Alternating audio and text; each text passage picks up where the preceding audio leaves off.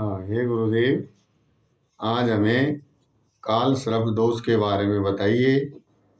मेरे लगन भाव में राहु और सप्तम भाव में केतु, ये कौन सा काल सर्प योग है? आपने जो प्रश्न किया, हमने पीछे वीडियो में बता रखा है कि काल सर्प दोष क्या होता है और काल सर्प दोष कितने प्रकार का होता है। इसके बारे में हमने विशेषकर चर्चा की। आपके लगन में राहु और सप्तम भाव में यदि केतु है तो ये अनंत नाम का काल सर्प दोष बनता है। इसको अनंत काल सर्प योग कहते हैं। ज्योतिष में 12 प्रकार के जो काल सर्प दोष हैं उनके बारे में मैंने आपको पहले बताया है। अब आपकी जिज्ञासा पूर्ति के लिए एवं बहुत से लोगों की संतुष्टि के लिए एवं उनको ज्ञान प्राप्ति के लिए एवं काल सर्पों के दोषों से बचने के लिए मैं आपको आज अनंत का काल सर्प योग के बारे में विशेष बताऊंगा कि इस काल सर्प दोष कैसे बनता है और इसके लक्षण क्या हैं और इसका बचाव क्या है। आज हम चर्चा करते हैं अनंत काल सर्प दोष पर। ये काल सर्प दोष लगन से राहु बैठ करके और सप्तम भाव में केतु रहता है। लगन से सप्तम भाव के बीच में सभी ग्रह आ जाने से अनंत काल सर्प दोष का निर्माण होता है। इस दोष में जन्म लेने वाला जातक या जिसकी कुंडली में ये काल सर्प दोष बना हुआ है वह जातक मानसिक रूप से परेशान रहेगा। उसका दिल और दिमाग स्थिर नहीं रहेगा। जो भी कार्य करेगा विपरीत कार्य करेगा, या तो बहुत अधिक वाचाल हो जाएगा और अपनी वाणी के कारण अपने व्यापार को, अपने व्यवहार को और अपने संस्कार को खत्म कर लेगा, या बहुत ही सुन्न हो जाएगा, या किसी भी प्रकार की उसकी मानसिकता ऐसी होगी कि बहुत चंचलता या बहुत भोलापन, मानसिक रूप से वो रोगी रहेगा। इसी योग के कारण पागल भी होते हैं और इसी योग के कारण बहुत तेज होकर के भी अपना काम बिगाड़ लेते हैं। शारीरिक सुखों की कमी रहती है और रोगों से समस्याएं होती रहती हैं और व्यापार, वाणी और धन से संबंधित इनको बड़ी समस्याएं झेलनी पड़ती हैं। भाइयों से संबंधित, पराक्रम से संबंधित एवं अपने साड़े से संबंधित या जो भी कजिन लगते हैं उनसे सबसे संबंधित इसको समस्याएं झेलनी पड़ती हैं। माता, भूमि, भवन, वाहन का भी सुख नहीं होता और पारिवारिक इसको दुख मिलता है। ये जिसके लिए भी अच्छा करता है वे ही लोग विपरीत कार्य करते हैं। संतान से संबंधित भी समस्याएं होती हैं एवं संतान से संबंधित समस्याएं होते हुए भी उनको बहुत प्रकार की दिक्कतें पैदा होती हैं। या तो संतान नहीं होगी, या संतान होगी तो संतान विकृत युक्त होगी, या संतान होकर के बार बार खत्म हो जाएगी, बुद्धि स्थिर नहीं रहेगी, धर्म कर्म में भी स्थिरता नहीं बनेगी, रोगों से संबंधित समस्याएं रहेगी, शत्रुओं से संबंधित घिरे रहेंगे, विवाह से संबंधित समस्याएं रहेगी, पत्नी का स्वास्थ्य ठीक नहीं होगा, पत्नी से संबंधित समस्याएं रहेंगी, पत्नी से वैचारिक, व्यापारिक, व्यवहारिक, सामाजिक, पारिवारिक संबंध अच्छे नहीं रहेंगे और पत्नी से संबंधित समस्याएं देता हुआ ये काल सर्प दोष देह, दर्व, पराक्रम, परिवार, बुद्धि, शत्रु और पत्नी से संबंधित समस्याएं देता है। इस काल सर्प दोष के होने पर पेट से संबंधित, पेशाब से संबंधित समस्याएं अधिक रहती हैं।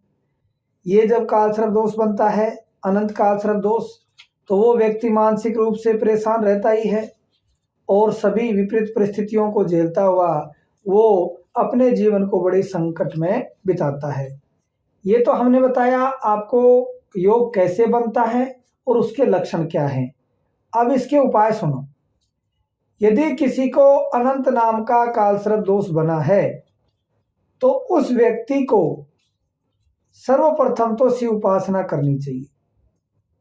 द्वितीय, उसको कालसर्प दोष की शांति करानी चाहिए। तृतीय, उसको पितरों के लिए त्रिपिंडी श्राद्ध कराना चाहिए। चौथा, उसको पितरों के लिए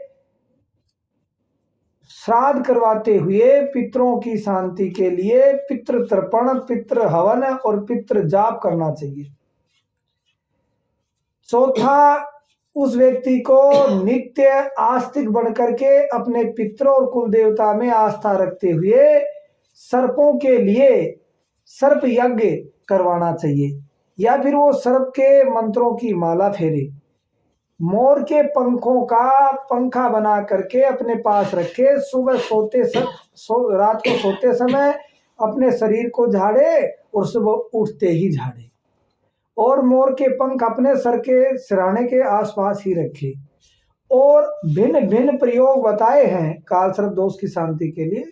अनंत कालसर्प दोष जीव के मृत्यु से भी भयंकर होता है, क्योंकि ये मुख्य रूप से तीनों केंद्र के घरों को बिगाड़ता है, लगन को, चौथे को और सातवें को, और उसमें छठा भाव भी और तृतीय भाव भी बिगड़ जाता है। इसलिए हम ये मानते हैं कि शिव उपासना करते हुए, अनंत नाम के सर्प की पूजा कराते हुए, सर्पों को दूध पिलाते हुए, नाग पंचमी का व्रत करके सर्पों को दूध पिलावे और सर्पों को शांत करने के लिए सर्पों के देवता का मंत्र जाप करवावे और यथा विधि विधान अनुसार कालसर्प दोष की शांति करावे। ऐसा करने से उसके कालसर्प दोष में राहत मिलती है और उसको जो विकृत भाव हैं उनके प्रति थोड़ा लाभ मिलता है। इसलिए हम कहते हैं कि जिन जिन को कालसर्प दोष है वो नित्य नियम से, कालसर्प दोष जिनको होता है अनंत, वो नियम नहीं साध सकते, आलसी होते हैं बड़े। एक दिन करेंगे चाव से, दूसरे दिन कुछ नहीं कर पाएंगे, मेनू बनाएंगे, चार्ट बनाएंगे, पता नहीं क्या क्या कल्पनाएं करेंगे। मानसिक भूत होते हैं ये, और मन से इतना विचार करते रहते हैं कि उनका बहुत सा समय तो विचाराधीन ही हो जाता है। कर्म करते नहीं, विचार करते हैं। अब जैसे कोई रात्रि में सो करके स्वप्न में राजा बनता है, तो क्या प्रातः उठते ही वो राजा रहता है? वो तो वो का वो रंग रहता है जिस अवस्था में सोया था।